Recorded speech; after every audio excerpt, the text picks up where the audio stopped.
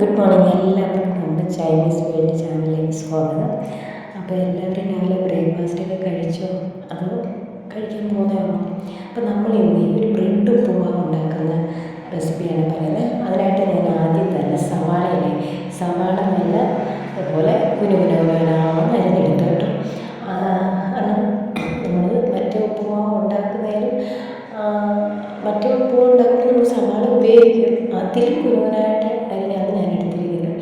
അപ്പം ബ്രെഡ് ഉപ്പുമാവ് മിക്ക ആൾക്കാർക്കും അറിയാതിരിക്കാം, പക്ഷെ ഞാൻ ആദ്യമായിട്ടാണ് ഉണ്ടാക്കുന്നത്. അപ്പോൾ നിങ്ങളെ കൂടെ കാണിച്ചു തരാമെന്ന് വിചാരിച്ച്. പിന്നീട് നമുക്ക് ഒരു തക്കാളി എടുത്തു, ഒരു സവാളയും ഒരു തക്കാളി മാത്രമേ എടുത്തിട്ടുള്ളൂ. കാരണം കുറച്ച് മാത്രമേ ഉണ്ടാക്കി നോക്കുകയുള്ളൂ. കാരണം ആദ്യമായിട്ട് ഉണ്ടാക്കാൻ ടേസ്റ്റ് ഉണ്ടോ ഇല്ലയോ നമുക്കറിയില്ലല്ലോ. അപ്പോൾ നല്ല ടേസ്റ്റ് ഉണ്ടെങ്കിൽ മാത്രം കൂടുതൽ സാധനം എടുക്കാതെ വെറുതെ വേസ്റ്റാക്കി കളയണ്ടല്ലോ. അപ്പോൾ ഒരു സവാള ഞാൻ അരിഞ്ഞ് മാറ്റി വെച്ചു. അതിനുശേഷം ഒരു തക്കാളി മാത്രം എടുത്ത് അതേപോലെ തന്നെ കുനുകുനാന്ന് അരിഞ്ഞെടുത്ത് കേട്ടോ, ചെറിയ കഷ്ണങ്ങളായിട്ട് അരിഞ്ഞെടുത്തു. അപ്പോൾ അതിനുശേഷം നമുക്ക് വേണ്ടത് നമ്മുടെ ഏറ്റവും കറികളിലൊക്കെ ഏറ്റവും പ്രധാനപ്പെട്ട രാജ്ഞിയുണ്ടല്ലോ, പച്ചമുളക്. അതാണ് എടുത്തത്. തൊണ്ടയ്ക്ക് ചെറിയ പ്രശ്നമുണ്ട് കേട്ടോ. അപ്പോൾ അതരിഞ്ഞ് അത് കുനുകുന അരിഞ്ഞ് മാറ്റി വെച്ചു. അപ്പോൾ ഈ 3 സാധനം കൂടെ അരിഞ്ഞ് ബ്രെഡ് അതിന് മുമ്പ് തന്നെ ഞാൻ പൊരിച്ചെടുത്തു. അതിനുശേഷം ഞാൻ ബ്രെഡ് എന്തെന്നറിയാൻ കാണിക്കുന്നത്, എല്ലാവർക്കും അറിയാമല്ലോ. ബ്രെഡ് നമ്മൾ എടുക്കത്തില്ലേ, നെയ് പുരട്ടി പൊരിച്ചെടുക്കുന്ന പോലെ ഞാൻ പൊരിച്ചെടുത്തിട്ടുള്ളത്. അത് കഴിഞ്ഞ് ഒരു പാൻ വെച്ച് അതിലേക്ക് ഇച്ചിരി വെളിച്ചെണ്ണ ഒഴിച്ചു നമ്മുടെ പ്രധാന സാധനമാണല്ലോ കടുക്. അതിട്ടു. കടുകിട്ട് വീഡിയോ എടുക്കാൻ പറ്റില്ല, പക്ഷേ അറിയാമല്ലോ. കടുകിട്ടു. അതിനുശേഷം വറ്റൽമുളക് ഇട്ടു. അത് ഇത്രയും ഇട്ടതിന് ശേഷം ഒന്ന് വഴറ്റിയെടുത്തു. ഒരു ജസ്റ്റ് നല്ല ഒരു ബ്ലാക്ക് കളർ വരുന്ന പോലെ വഴറ്റിയെടുത്തു.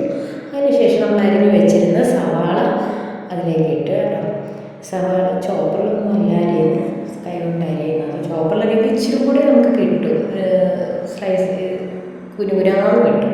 അത് കഴിഞ്ഞ് പച്ചമുളക് ഇട്ടു. ലാസ്റ്റാണ് തക്കാളി ഇട്ടത് കേട്ടോ. അപ്പോൾ ഇത്രയും കൂടി ഇട്ട് കഴിഞ്ഞാൽ നമുക്ക് പിന്നീട് വേണ്ട എന്താണെന്ന് അറിയാമല്ലോ. പിന്നെ പൊടിവർഗ്ഗങ്ങളാണല്ലോ നമ്മൾ ഇടുന്നത്. അപ്പം ഇതിട്ട് ഒന്ന് വഴറ്റിയതിന് ശേഷം മാത്രമേ പൊടിവർഗ്ഗങ്ങൾ ഇടാറുള്ളൂ കേട്ടോ. കാരണം അല്ലെങ്കിൽ നമ്മുടെ തക്കാളിയൊക്കെ പെട്ടെന്ന് നമ്മളങ്ങ് പൊടി ഇട്ട് കഴിയുമ്പോൾ പെട്ടെന്ന് നമ്മളങ്ങ് എടുക്കും. അപ്പോഴത്തേക്ക് തക്കാളിയുടെ പച്ചയൊന്നും മാറത്തില്ല. അതിനുശേഷം ഉപ്പിട്ടൊന്ന് ഇളക്കി, ഉപ്പ് പിടിക്കണ്ടേ അതിന് വേണ്ടി ഇട്ടിട്ടുണ്ടായിരുന്നു. ഇളക്കി അടച്ചൊന്നും വെച്ചില്ല കാരണം ഞാൻ ഇളക്കി തുറന്ന് തന്നെ വെച്ചാണ് ഉപയോഗിച്ചത്. കാരണം പെട്ടെന്ന് വെന്ത് കിട്ടുമല്ലോ. പിന്നീട് നമ്മൾ പൊരിച്ച് വെച്ചിരുന്ന ബ്രെഡ് ഉണ്ടല്ലോ, ബ്രെഡ് ചെറിയ കഷ്ണങ്ങളായിട്ട് പിച്ചിട്ട് കൈ കൊണ്ടല്ല, നന്നായിട്ട് കഴുകിയതിന് ശേഷം കൈ കൊണ്ട് പിച്ചി ഇട്ടു. അപ്പം പിന്നെ എല്ലാവർക്കും എന്താ സുഖം തന്നെയല്ലേ. അപ്പം എല്ലാവരും ചാനൽ ഇഷ്ടമായെങ്കിൽ ലൈക്ക് ചെയ്യാനൊന്നും മറക്കരുത് കേട്ടോ. ലൈക്ക് ചെയ്യുക മാത്രമല്ല, കൂട്ടുകാർക്കൊക്കെ ഷെയർ ചെയ്ത് കൊടുക്കുകയും സബ്സ്ക്രൈബ് ചെയ്യുകയൊക്കെ വേണം കേട്ടോ. കാരണം ഞങ്ങൾ തുടക്കക്കാരാണ്, അപ്പോൾ അതനുസരിച്ച് ചെയ്യുക. അപ്പോൾ അതിനുശേഷം നമ്മുടെ ഉപ്പിട്ട് വഴറ്റി കുറച്ച് സമയം ഞാൻ വഴറ്റിയിട്ടുണ്ടായിരുന്നു. അതിനുശേഷം ഒന്ന് വഴി വന്നതിന് ശേഷമാണ് ഞാൻ മുളക് പൊടി ഇട്ടത്. കുറച്ചേ ഇട്ടുള്ളൂ, കാരണം പച്ചമുളക് ഉണ്ടല്ലോ. പിന്നെ ഇച്ചിരി നമ്മുടെ കുരുമുളക് പൊടി ഇട്ടിട്ടുണ്ടായിരുന്നു. അപ്പം ചെറിയൊരു എരിവ് വേണം, എന്നാലും പച്ചമുളകും വറ്റൽമുളകും ഒക്കെ ഉള്ളത് കൊണ്ട് സ്വല്പം നമുക്ക് ടേസ്റ്റിന് വേണ്ടി സ്വല്പം ചേർത്തിട്ടുള്ളൂ.